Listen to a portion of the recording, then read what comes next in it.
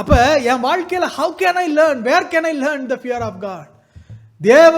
தேவனுக்கு பயப்படுகிற பயத்தை நிறைய நேரத்தில் நம்ம பிறந்தோம்னா தேவனுக்கு பயப்படுகிற பயம் வந்துருதா? இல்ல, நாம் பாவத்திலே கற்பந்தரிக்கப்பட்டவர்கள், பாவத்திலே பிறந்தவர்கள்.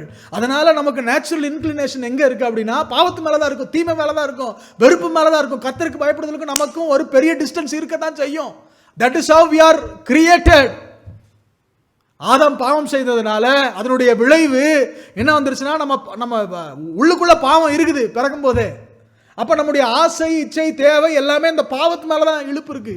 அப்ப இப்படிப்பட்ட ஒரு சூழ்நிலையில இதுதான் ஞானத்தில் ஆரம்பம்னு சொல்றாங்க. இந்த பாவத்தோட தான் நான் உருவாக்கப்பட்டேன். இப்ப இந்த பாவத்திலிருந்து எப்படி விடுதலை ஆகுது அப்படின்னா, நான் இந்த கஷ்டத்திலிருந்து எப்படி விடுதலை ஆகுது, பாவத்திலிருந்து விடுதலை ஆகணும்னு சொல்றாங்க. ஆனா பாவத்துல தானே நான் உருவாக்கப்பட்டேன். What can I do? அப்ப how to learn the fear of God? உபாகம புஸ்தகம் 17வது அதிகாரம் 19-20 வசனத்தை வாசிக்கிறேன். இந்த நியாயப்பிரமாணத்தின் எல்லா வார்த்தைகளும் இந்த கட்டளைகளையும் கைக்கொண்டு இவைகளின்படி செய்வதற்கு தன் தேவனாகிய கர்த்தருக்கு பயந்திருக்கும்படி கற்றுக்கொள்ளும் பொருட்டு.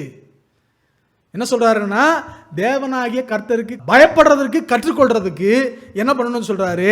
அவன் லேவியராகிய ஆசாரியத்தில் இருக்கிற நியாயப்பிரமாண நூலை பார்த்து தனக்காக ஒரு பிரதியை எழுதி தன்னிடத்திலே வைத்துக்கொண்டு தன் ஜீவனுள்ள நாளெல்லாம் அதை வாசிக்க கடவன். இப்படி செய்வதனால் தானும் தன் குமாரரும் இஸ்ரவேலின் நடுவிலே தங்கள் ராஜ்யத்திலே நீடித்து வாழ்வார்கள்.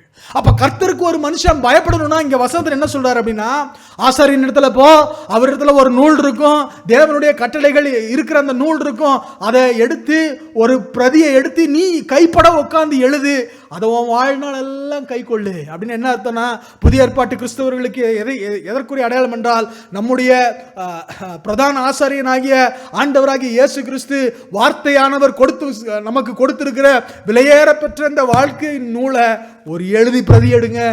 Start writing the Bible. When I was preparing the sermon, I learned we have to start writing a copy of this word of God, not in papers but in our hearts. நம்முடைய இருதயமாகிய பலகையில எழுதுங்கள்.